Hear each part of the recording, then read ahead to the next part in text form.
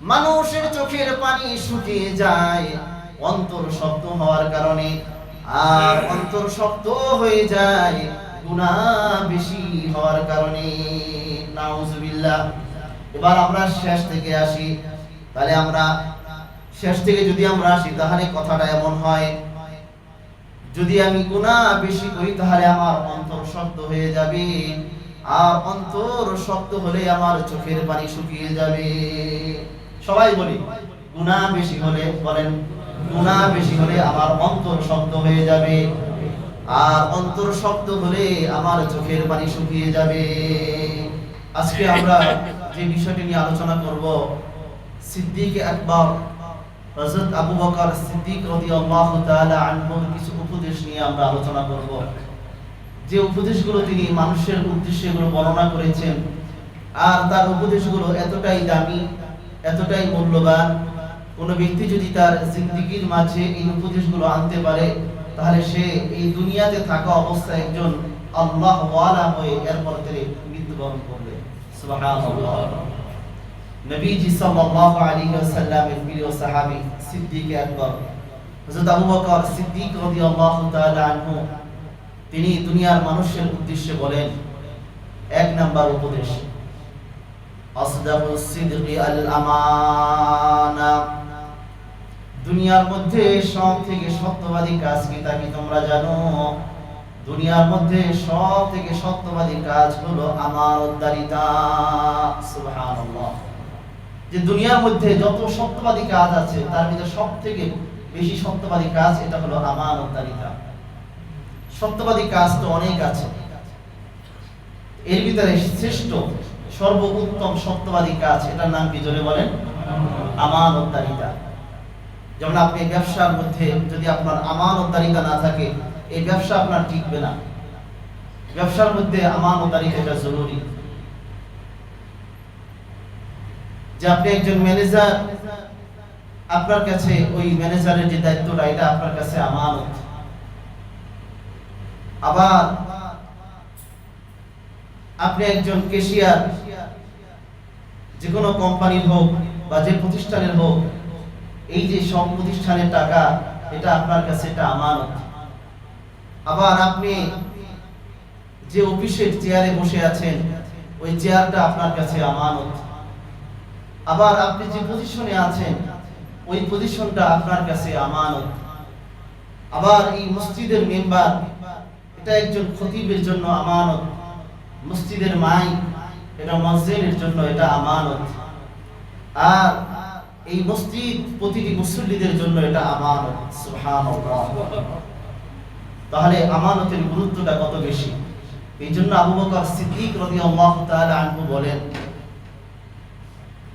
যে দুনিয়ার মধ্যে যত সত্যবাদী যত জিনিস আছে এর ভিতরে সবথেকে বড় সত্যবাদী হলো আমানতদারিতা।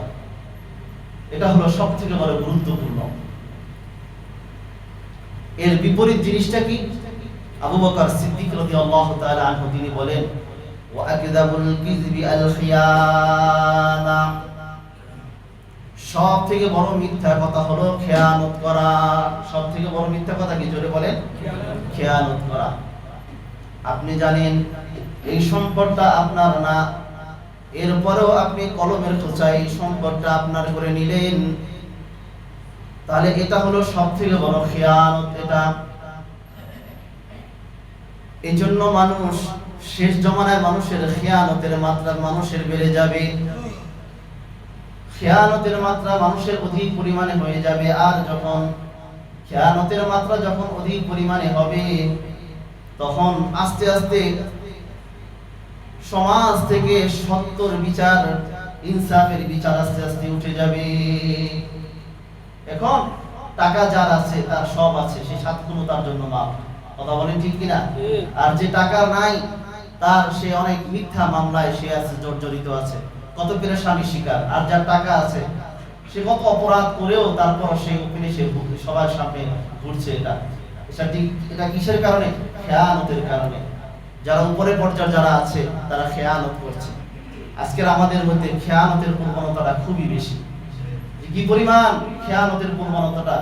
একটা সত্য জিনিসকে মিথ্যা দ্বারা ঢাকার জন্য যা কিছু করা দরকার সব কিছু আমরা করি। তবে যারা এগুলো করছি আল্লাহ রাব্বুল আলামিনের কাছে এগুলোর জবাব আমাদের দিতে হবে। খেয়ানত তালিকার জবাব আমাদেরকে দিতে হবে। সত্যকে মিথ্যা, মিথ্যাকে সত্য বানানো, এটা হলো জাতির সাথে সবথেকে বড় খেয়ানত তালিকা। এটা এজন্য সিদ্দিক আকবর বলেন, আসদাকুস সিদকি আল আমানা, যে দুনিয়ার মধ্যে অনেক সত্যবাদী জিনিস আছে, সবথেকে বড় সত্যবাদী জিনিস হলো আমানতদারিতা। ওয়া আকযাবুল কিযবি আল খিয়ানা, দুনিয়ার ভিতরে যত মিথ্যা আছে সব থেকে বড় মিথ্যাবাদী জিনিস হলো খেয়ানত করা। 2 নাম্বার, সিদ্দিক আকবর আবু বকর সিদ্দিক রাদিয়াল্লাহু তাআলা আনহু, তিনি পুরা দুনিয়ার মানুষের উদ্দেশ্যে বলেন, ইদা ফাতাকা খায়রুন ফাআদরাকাহু, যখন তোমার কোনো নেক কাজ তোমার থেকে ছুটে যায় তখন তুমি তাড়াতাড়ি সেটাকে তুমি ধরো। সুবহানাল্লাহ, কত মূল্যবান কথা। তুমি গতকালকে তাহাজ্জুদের নামাজ পড়ছো, আজকে তোমার পড়তে মনে চায় না, না না, শয়তান যদি তোমাকে ধোঁকা দিয়ে এ কথা বলতে না পারে যে আজকের তাহাজ্জুদের নামাজটা পড়িস না, তখন আপনার মনে মনে ভাবতে হবে আমার থেকে কল্যাণকর কাজটা নেই, কাজটা সরে যাচ্ছে, এটাকে আমার ধরতে হবে। গতকালকে আপনি যোহরের নামাজ সুন্নাত সহ 10 রাকাত নামাজ আপনি সঠিকভাবে আদায় করলেন, আবার সাথে 2 রাকাত নফল নামাজ পড়লেন, 12 রাকাত নামাজ আপনি পড়লেন, কিন্তু আজকে শরীরটা ভালো লাগে না, মনটাও ভালো লাগে না, সুন্নাতটা আজকে করতে ভালো লাগে না, তখন আপনার মনকে আপনি বলবেন, হায় হায়, গতকালকে কিন্তু আমি কল্যাণ এই নেক কাজটা আমি করতে পেরেছি, আজকে কিন্তু আমার থেকে এই নেক কাজটা ছুটে যাচ্ছে। তখন তুমি সাথে সাথে ওই নেক কাজটাকে তুমি ধরো। সুবহানাল্লাহ, গতকালকে আমি 5 ওয়াক্ত নামাজ ইহতিমামের সাথে জামাতের সাথে আদায় করলাম, এখন মসজিদে আযান হয়ে গেছে, আমার মসজিদে যেতে আমার মনে চায় না, শয়তান আমাকে বলে তুই যাস না, নামাজটা পড়িস না। তখন আপনি মনকে বলবেন, গতকালকে কিন্তু আমি কল্যাণটা হাসিল করেছিলাম, আজকের দিনে আমি এই কল্যাণ থেকে আমি বঞ্চিত হয়ে যাচ্ছি। সিদ্দিক আকবর বলেন, যখন তোমার উপর এমন আশঙ্কা হবে যে কল্যাণ তোমার থেকে ছুটে যাচ্ছে, তখন তুমি তাকে তাড়াতাড়ি ধরো। সুবহানাল্লাহ। এরপর আবু বকর সিদ্দিক রাদিয়াল্লাহু তাআলা আনহু বলেন, ওয়া ইন আদরাকা ফাসবিকহু, আর যদি কোনো কল্যাণ তোমার কাছে এমনি এমনি এসে যায়, তখন তুমি ওই কল্যাণ কাজ করার জন্য তুমি প্রতিযোগিতা করো। সুবহানাল্লাহ, কোন কল্যাণ কাজ তোমার কাছে এমনি এমনি এসে গেছে, তখন তুমি ওটা প্রতিযোগিতা করো। যেমন জুমার নামাজ আমরা সবাই পড়ার জন্য আসছি, সবাই আমরা জুমার নামাজ পড়ার জন্য আসলাম, কিন্তু সবাই এক রকমের সওয়াব নিয়ে সে বাড়িতে যেতে পারবে না, সবাই কিন্তু এক রকমের সওয়াব হবে না। কারণ নবীজি সাল্লাল্লাহু আলাইহি ওয়াসাল্লাম বলেন, সামনের কাতারে নামাজ পড়লে কি পরিমাণ সওয়াব, এটা যদি আমার উম্মতরা জানতো তাহলে তারা হামাগুলো দিয়ে হলেও তারপর সামনের কাতারে স্থান দখল করত। সুবহানাল্লাহ, তাহলে তারা হামাগুলো দিয়ে হলেও সামনের কাতারে আসতো।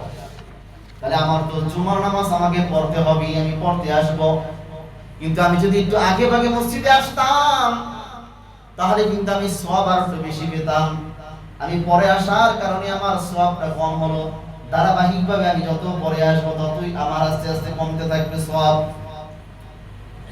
এই জন্য সিদ্দিক আকবর বলেন, তুমি যে নেক কাজটা করবা ওটা এমন ভাবে নেক কাজটা করো যেভাবে নেক কাজটা করলে তুমি সওয়াব বেশি আদায় করতে পারো, অন্যদের থেকে যদি তুমি সওয়াব বেশি আদায় করতে পারো সেই প্রতিযোগিতা তুমি করো। সুবহানাল্লাহ। বলে আমি মসজিদে আসবো, অন্যরাও মসজিদে আসে নামাজ পড়ার জন্য, আমি আগে এসে 2 রাকাত নফল নামাজ আমি বেশি পড়বো, তাহলে অন্যদের থেকে সওয়াবের দিক থেকে আমি এগিয়ে গেলাম। অন্যরা নফল নামাজ পড়ে, আপনি চিন্তা করবেন আমি 2 পৃষ্ঠা কোরআন শরীফ বেশি তার থেকে পড়ে যাব, তাহলে আপনি তাদের থেকে নেকির দিক থেকে এগিয়ে গেলেন। অন্যরা কোরআনও পড়ে নামাজও পড়ে, আপনি করবেন আমি একটু জিকির আজকার তার চেয়ে আমি বাড়িয়ে বাড়িয়ে পড়ব, তাহলে আমি তার থেকে নেকিতে বেশি এগিয়ে গেলাম। সিদ্দিক আকবর বলেন, যখন নেকি আমলের ক্ষেত্রে যখন সবাই থাকবে সমান, তখন তোমরা আমল কিভাবে বাড়ানো যায় সেই প্রতিযোগিতা তোমরা করো। যে আমলটা তোমার কাছে এমনি এমনি এসে পারে তোমার করতে হবে, ওই আমলের মাঝে তুমি প্রতিযোগিতার ব্যবস্থা করো। সুবহানাল্লাহ।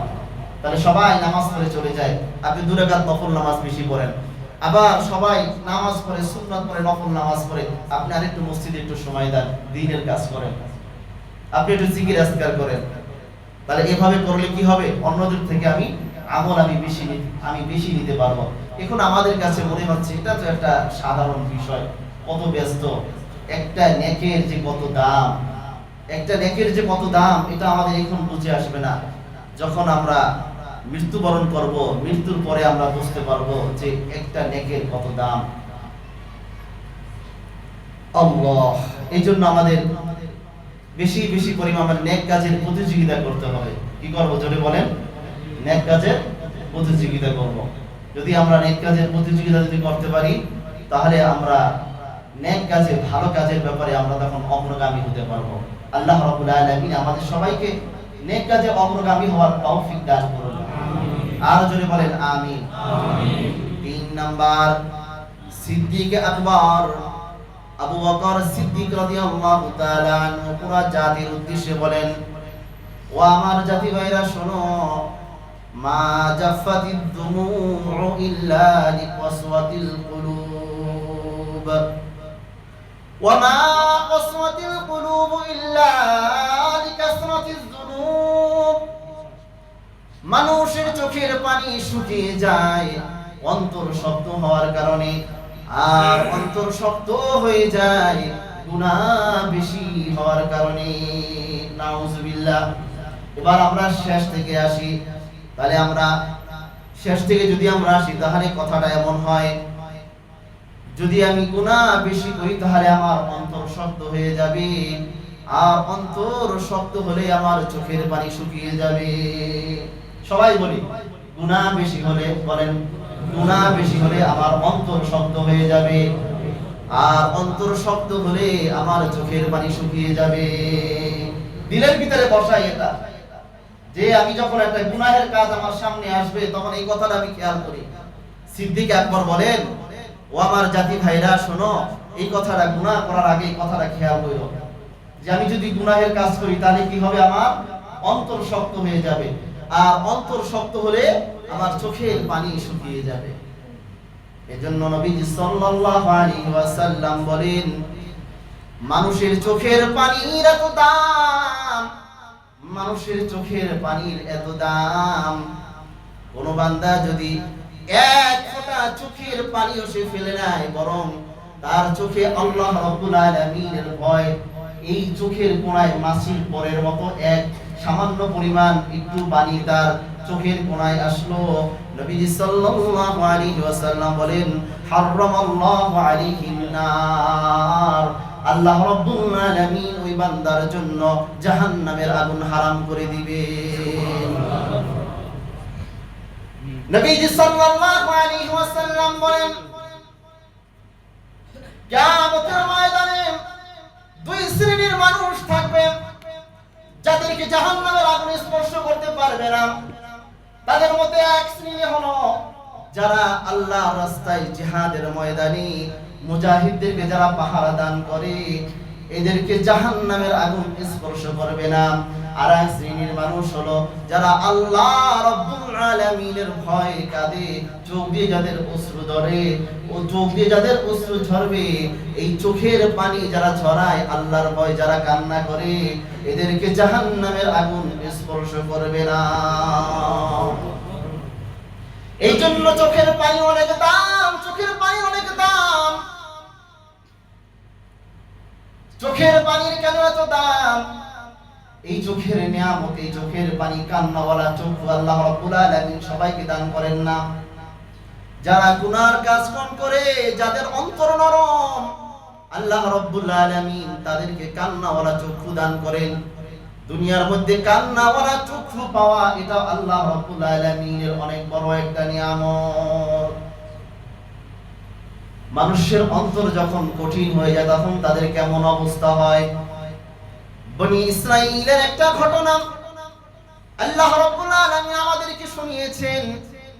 বনি ইসরাইলের কিছু মানুষগুলো এমন অবস্থা ছিল, তাদের দুনিয়াতে থাকা অবস্থায় আল্লাহ রাব্বুল আলামিন তাদেরকে বিভিন্ন আযাবের সম্মুখীন করেছেন, কিন্তু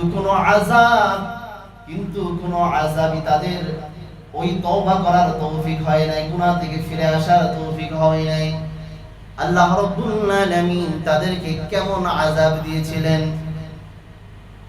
আল্লাহ রাব্বুল আলামিন সর্বপ্রথম তাদের নাফরমানির কারণে যে আযাব দিয়েছিলেন, তারা যে খাবার খেতে যেত, ওই খাবারের ভিতরে দেখতো শুধু ব্যাঙ আর ব্যাঙ। খাবার খেতে যেত, ব্যাঙ লাফ দিয়ে পড়তো, আবার ভিতর থেকে ব্যাঙ লাফ দিয়ে পড়তো। এটা হলো আল্লাহ রাব্বুল আলামিনের পক্ষ থেকে একটা আযাব। কয়টা সরাবে? একটা সরায় 10টা আসে। কয়টা সরাবে? একটা সরায় 10টা আসে, 10টা সরায় 100টা আসে। শুধু খাবারের ভিতরে ব্যাঙ আর ব্যাঙ, ব্যাঙ আর ব্যাঙ শুধু।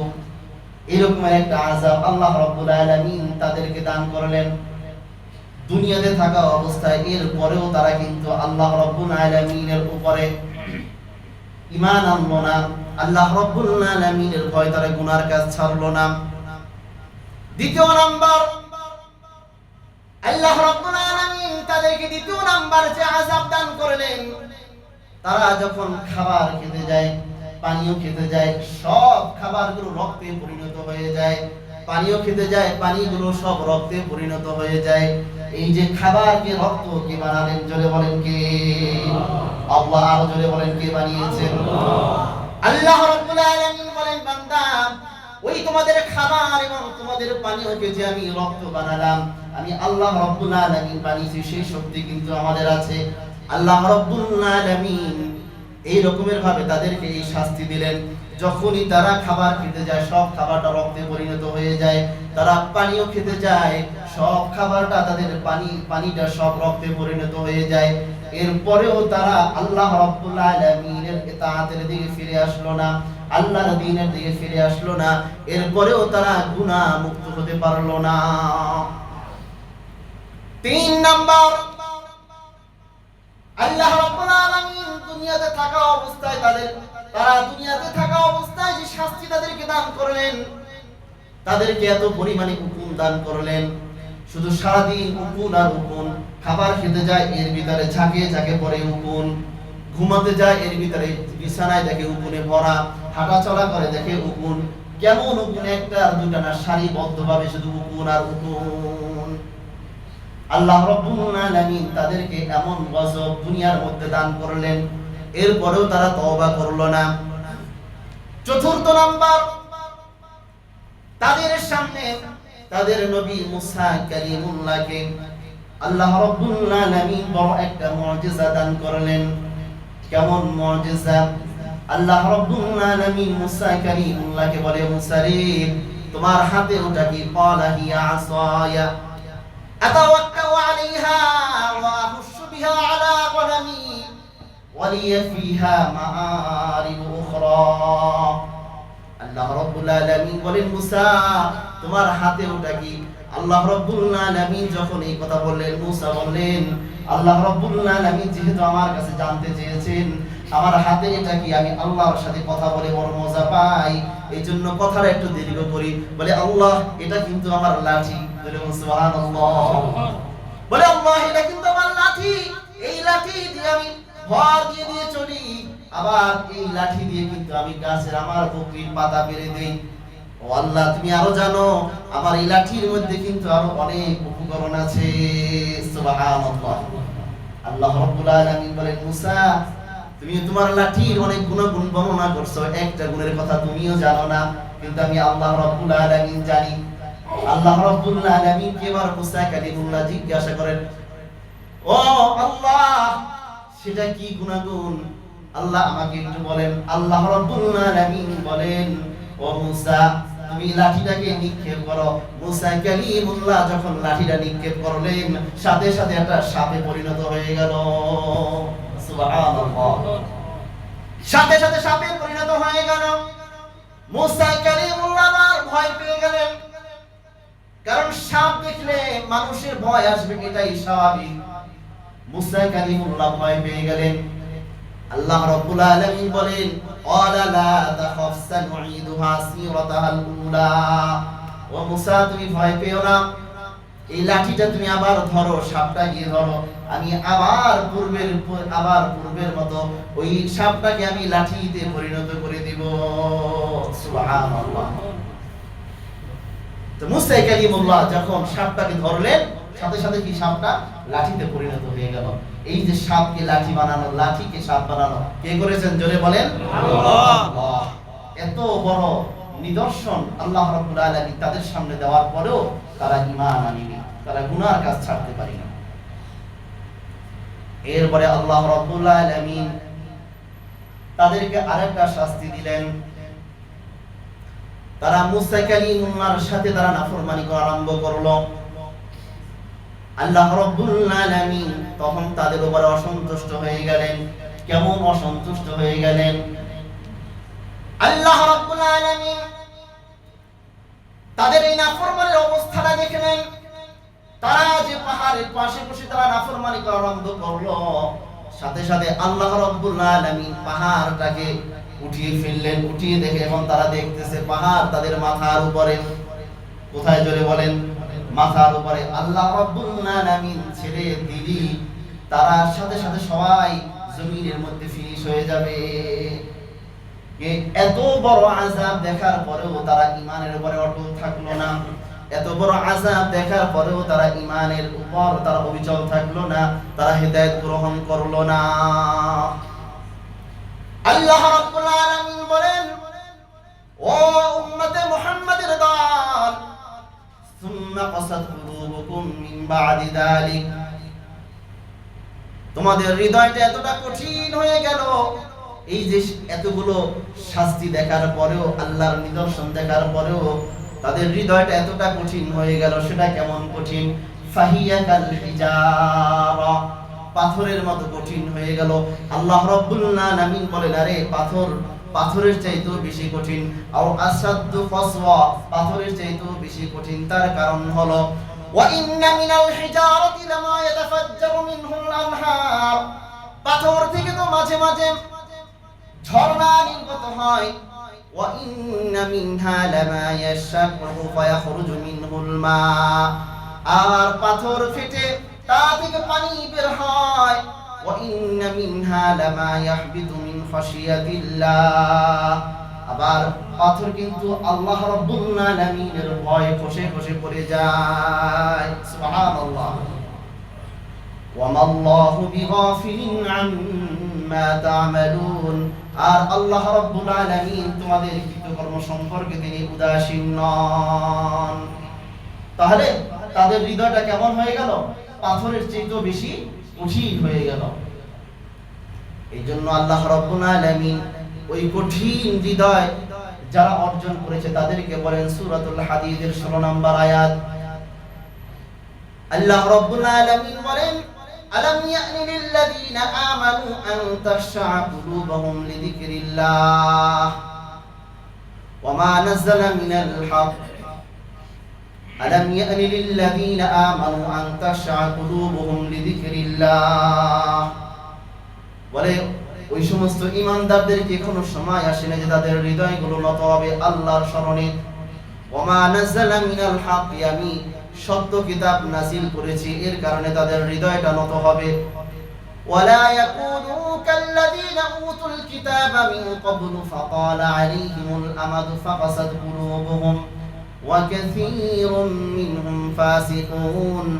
আল্লাহ রাব্বুল আলামিন বলেন, এরা যেন ওই সমস্ত ব্যক্তিদের মতো না হয়, মুমিনরা যাতে ওই সমস্ত ব্যক্তিদের মতো না হয় যাদেরকে আল্লাহ রাব্বুল আলামিন পূর্বে কিতাব দান করেছিলেন।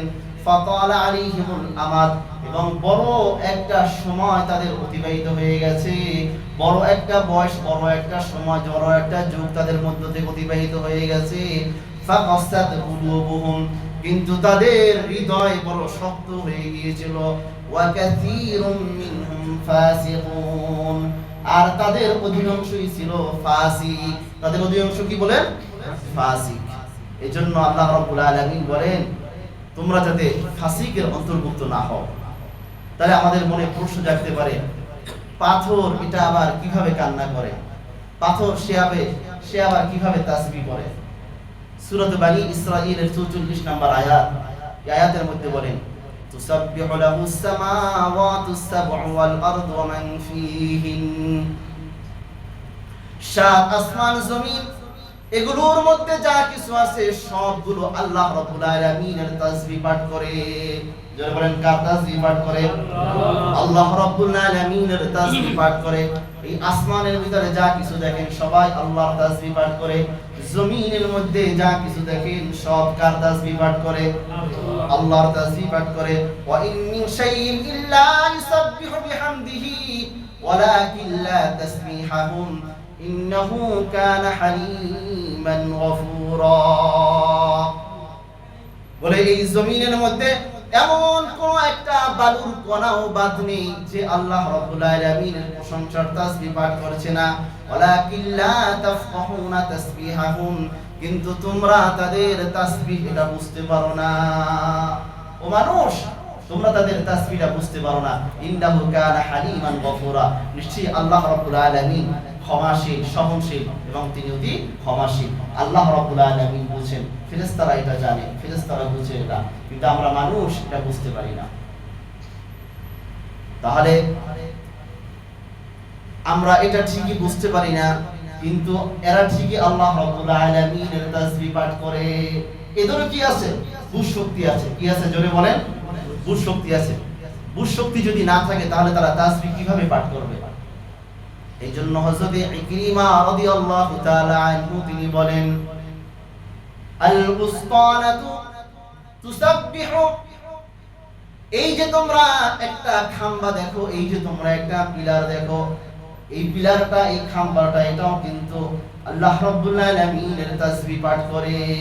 সুবহানাল্লাহ। আশ-শাজারাতু তুসাব্বিহু, এই যে তোমরা একটা গাছ দেখো, এই গাছটাও কিন্তু তাসবিহ পাঠ করে। গাছের যত পাতা আছে সমস্ত পাতাগুলো কিন্তু তাসবিহ পাঠ করে। গাছের যত ছাল বাকড় আছে সবগুলো কিন্তু তাসবিহ পাঠ করে। সুবহানাল্লাহ। সালফে সালেহিনের কোন আলেম বলেন, সরিহুল বাবি তাসবিহুহু, মানুষ যে দরজা বন্ধ করে এই দরজাও কিন্তু তাসবিহ পাঠ করে। সেটা কিভাবে? মানুষ যখন দরজা বন্ধ করে, এই বন্ধ করার সময় একটা আওয়াজ হয়। মানুষ যখন দরজা বন্ধ খুলে, খোলার সময় একটা আওয়াজ হয়। সালফে সালেহিনের কোন আলেম বলেন, এই যে দরজা বন্ধ করলে যে আওয়াজ হয়, দরজা খুললে যে আওয়াজ হয়, এটাই হলো তাদের তাসবিহ। সুবহানাল্লাহ। তাহলে পৃথিবীর মধ্যে আল্লাহ রাব্বুল আলামিনের ইবাদত ছাড়া কোনো একটা বস্তু নেই। শুধু একমাত্র মানুষ আমরা আছি, আমরা যারা আল্লাহর ইবাদত করি না। এরপর বলেন, ওয়া হারিরুল মাই তাসবিহুহু, আপনি যখন পানির মধ্যে রাত্রিবেলা নৌকা নিয়ে চলবেন তখন একটা আওয়াজ হয় পানির ভিতরে। রাত্রে আপনি নৌকা নিয়ে চলবেন, যখনই আপনি চলবেন দেখবেন আপনার নৌকার সাথে পানিতে একটা দোল খায়, পানির একটা তরঙ্গের কত সুন্দর একটা আওয়াজ।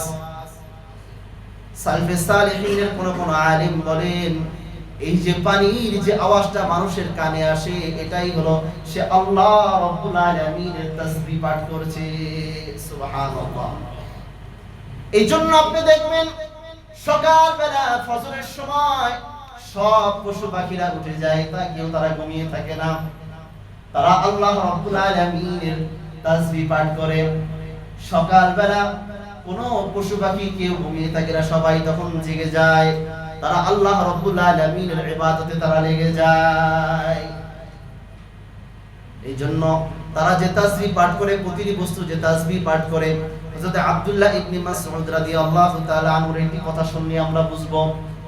قال আব্দুল্লাহ ইবনে মাসউদ রাদিয়াল্লাহু আনহু, হযরত আব্দুল্লাহ ইবনে মাসউদ রাদিয়াল্লাহু তাআলা আনহু থেকে বর্ণিত, তিনি বলেন, কুন্না নাসমাউ তাসবিহাত তাআম ওয়া হুয়া ইউকালু। আব্দুল্লাহ ইবনে মাসউদ বলেন, নবীর জামানায় নবীর সাথে যখন আমরা খানা খেতাম, তখন নবীর বরকতে ওই খাবারগুলো থেকে তারা যে আল্লাহ রাব্বুল আলামিনের তাসবিহ পাঠ করছে, ওই তাসবিহর আওয়াজ আমাদের কানে লাগতো। সুবহানাল্লাহ। ওই তাসবিহর আওয়াজ আমাদের কানে লাগতো। এটা নবীর দোয়ার বরকতে, নবীর ফজিলতের কারণে। নবীর সাথে যখন খানা খেতে বসতাম, যে লোকমা আমরা মুখে দিতাম, এই লোকমাগুলো তাসবিহ পাঠ করছে, আর এই খাবারগুলো আমরা খাচ্ছি, এই খাবার তাসবিহগুলো আমাদের কানে লাগতো। সুবহানাল্লাহ। কিন্তু আমরা তো খানা খাই, কি করি? টিভিটা ছেড়ে দিয়ে এরপরে আমরা খানা খাই। গুনার কাজ করতে করতে আমি খানা খাই। আরে আমি যে লোকমাটা আমি মুখে দিছি সে আল্লাহকে ডাকছে, আর ওই লোকমা দ্বারা আমি আমার শরীরকে মোটাতাজা করছি, স্বাস্থ্যবান করছি, আমি আল্লাহর নাফরমানি করে করে করছি। তখন ওই লোকমাটা তো সে বলছে, আল্লাহ আমি তোমাকে ডাকছি, তুমি আমাকে এমন একটা নাফরমানের উদরের ভিতরে তুমি আমাকে প্রবেশ করাইলা। ওই লোকমাটা তখন আফসোস করে। এই জন্য খাবার যখন আমি খাবো, তখন খাবার খাওয়ার শুরুতে বিসমিল্লাহি ওয়া আলা বারাকাতিল্লাহ, অর্থ কি? বিসমিল্লাহি আমি আল্লাহর নামে শুরু করছি, ওয়া আলা বারাকাতিল্লাহ আল্লাহর বরকতে আমি শুরু করলাম। সুবহানাল্লাহ। আবার যদি আপনার দোয়া পড়তে ভুলে যান, তখন যখনই দোয়া পড়বে তখন বিসমিল্লাহি আউওয়ালাহু ওয়া আখিরাহু, বলে আল্লাহ আমি কিন্তু শুরুতে আল্লাহ আমি পড়তে পারি নাই, এইজন্য আল্লাহ আমি শুরুর বরকত এবং শেষের বরকত, যত বরকত আছে সব বরকত আল্লাহ, সব বরকতের আমি মুখাপেক্ষী, আমি আপনার নামে খানা শুরু করলাম। সুবহানাল্লাহ। হাদিসের মধ্যে আছে যখন মানুষ বিসমিল্লাহ ছাড়া যখন খায়, তখন তার সাথে শয়তানও খায়। আর যদি খাবারের মধ্যে যদি বিসমিল্লাহ পড়ে, তাহলে সাথে সাথে শয়তান ওই খাবার আর হজম করতে পারে না, সে বমি করে দেয়। আল্লাহু আকবার। একবার নবীজি একটা প্লেটের ভিতরে খানা খাচ্ছেন, প্লেটের ভিতরে খানা খাচ্ছেন, একটা ছোট্ট মেয়ে আসছে, তো শয়তানও তার সাথে আসছে যে নবীর প্লেটের ভিতরে সে হাত ঢুকাবে, তো সে এসে হাত ঢুকিয়ে দিয়েছে। আল্লাহর নবী খপ করে হাতটাকে ধরে ফেললেন, বললেন যে মা তুমি আগে বিসমিল্লাহি ওয়া আলা বারাকাতিল্লাহ এটা বলো, এরপরে খাও। যখন এই কথা বললো তখন শয়তান মুখ খারাপ করে সে চলে গেল, যে নবীর প্লেটের ভিতরে চেয়েছিলাম ঢুকে বরকতটা নষ্ট করে দেব, তা পারলাম না। সুবহানাল্লাহ। তাহলে আমরা তো এরকম বিসমিল্লাহ ছাড়া তো আমরা এরকম কত খাই, আমাদের খানার বরকত কিভাবে আসবে? আশরাফ আলী থানভী রাহমাতুল্লাহি আলাইহি তিনি বলেন, মানুষ যখন খানা খায় তার দুই রকমের শক্তি তৈরি হয়। একটা হলো তার জিসমানি শক্তি, শারীরিক শক্তি, আর একটা হলো তার ইবাদতের শক্তি।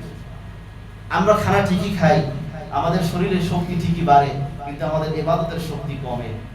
আর এটা কমবে না কেন? কারণ আমার যে খানার টাকা, এটা তো হালাল টাকার খানা না, এটা তো হারাম টাকার খানা। এটা আমার যে খানাটা আমার সামনে আছে, এটা তো হারাম জিনিসের খানা, এটা হারাম উপার্জনের খানা। এটার ইবাদতের শক্তি কিভাবে আসবে? বরং আমার মধ্যে ইবাদতের শক্তি আস্তে আস্তে দূর হয়ে যাবে। ইবাদতের শক্তি আস্তে আস্তে দূর হয়ে যাবে যখন আপনার শরীরের গোশত রক্ত যখন হারাম জিনিস দিয়ে তৈরি হবে, ওই শরীর জান্নাতের ভিতরে প্রবেশ করবে না, ওই শরীর কোনোদিন জান্নাতের ভিতরে প্রবেশ করবে না। আজকের দুনিয়ার সামান্য একটা সুখের কারণে আমি জান্নাতের স্থায়ী নিয়ামত আজকে আমি হারিয়ে ফেলছি। কত বড় দুর্ভাগা আমি। এই জন্য হালাল খাবার আমাদের খেতে হবে।